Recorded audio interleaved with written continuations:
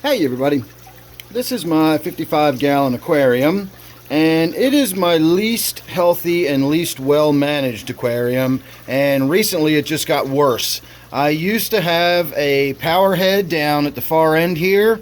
I believe it was an 850 gallon per hour power head, and I've come to learn over the years that two of the most critical and fundamental aspects of a good, healthy, functioning aquarium are water circulation and gas exchange. And so I've got minimal circulation at this point.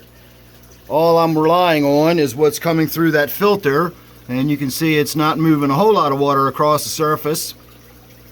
And I've got no air stone or any other way of getting gas exchange except for that minimal amount of circulation. And so since my power head broke down, you can see how I'm getting this carpet of green cyanobacteria starting to develop all over the bottom. Now, it's always been in this tank. As I said, this is my least well-managed and least functional tank, so I've always kind of struggled with having the cyanobacteria in here. You can really see it on the growth up here closer to the light. I've even got the red cyanobacteria going in this tank.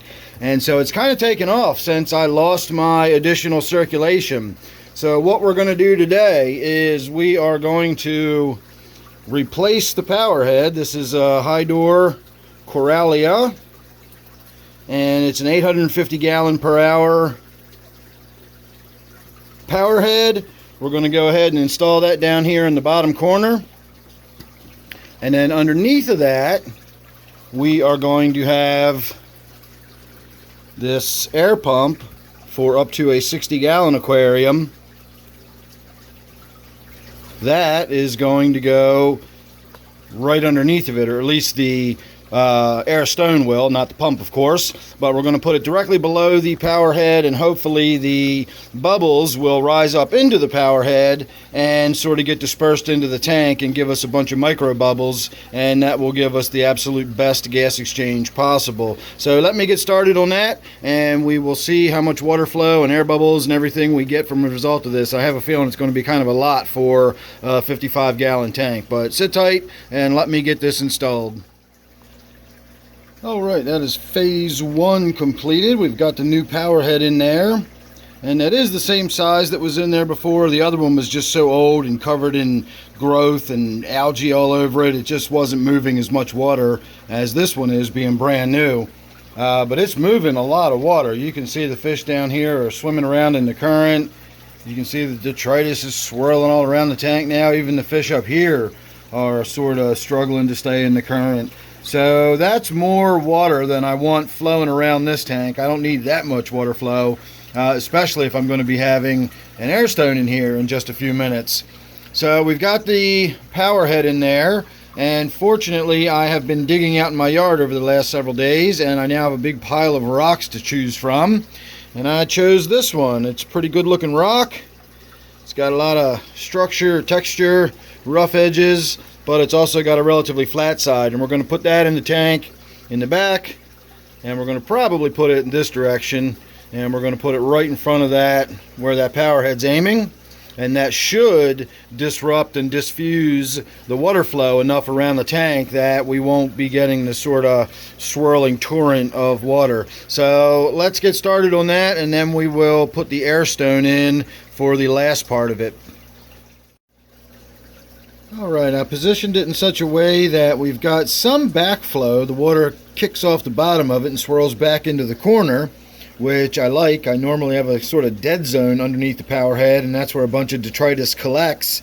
Makes it easy for vacuuming, but it's also sort of an odd place to have to get to. So with the water sort of swirling back into that corner, it's kind of keeping everything suspended and swirling around, and I am allowing for some of the current to go straight past the back, and you can see it's still flowing across the back, which gives these fish something to swim in. These diamond tetras have always enjoyed being in the current, but it's still a pretty hefty amount of flow around the tank. I mean, you can see how much the detritus has been swirled up and picked up and kicked around the tank.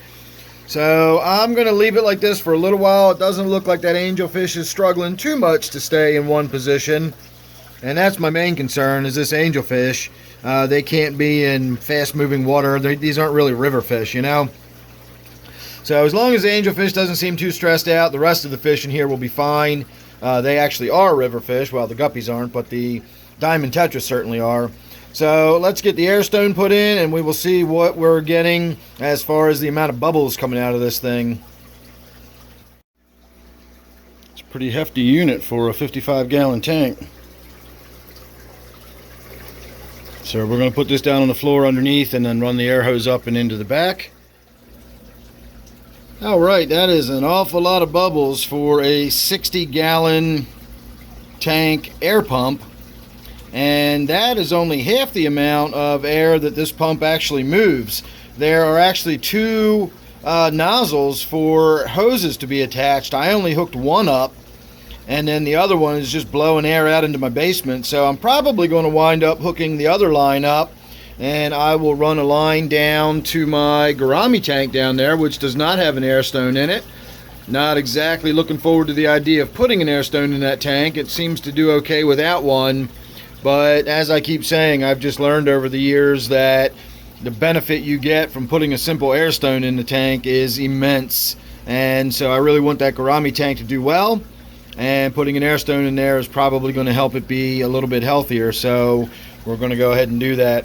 But there you go. That is my new power head and air stone in my 55-gallon. Now I'm not going to do anything unusual. I'm not going to change the way I've been treating it. I'm not going to put any kind of chemi-clean treatment in there or do any more water changes than normal. We're going to just let the tank function, and we're going to see how it changes over time with having the circulation and gas exchange going on with that big air pump in there now. So make sure you're subscribed, and that way you won't miss the updates as we go along, and this tank begins to shape up and look better or change or whatever's going to happen to it. We will get that all documented. So if you're subscribed, you won't miss any of that or anything else I've got coming up. Don't forget, I do a live stream every Friday night at 8 p.m. and every Sunday night we do a topic discussion at 7 p.m. So make sure you're subscribed. You won't miss that either. Thanks for watching this one. I'll see you real soon in the next one.